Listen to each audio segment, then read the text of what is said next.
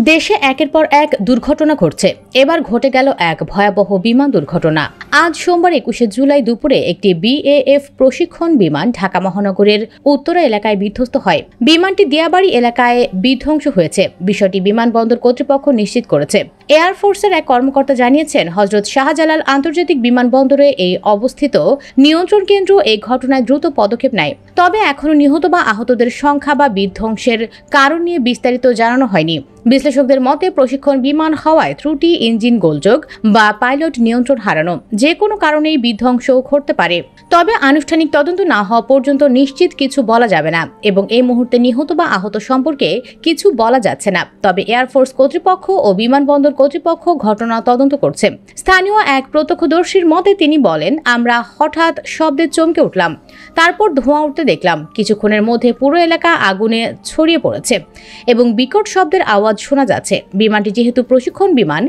সেহেতু এই বিমানে প্রশিক্ষণার্থীরা ছাড়া কোনো যাত্রী নেই। কিন্তু বিমানটি ঢাকা মাইলস্টোন স্কুল অ্যান্ড কলেজের ক্লাসরুমের ওপর বিধ্বস্ত হয়েছে।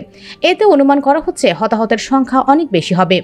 আগুন নিয়ন্ত্রণে এবং উদ্ধার কাজে ফায়ার সার্ভিসের কয়েকটি টিম ইতিমধ্যে এই কাজ শুরু করেছে। সাথে স্থানীয়রা কাজ করছে আগুন নিয়ন্ত্রণে ও উদ্ধার করতে।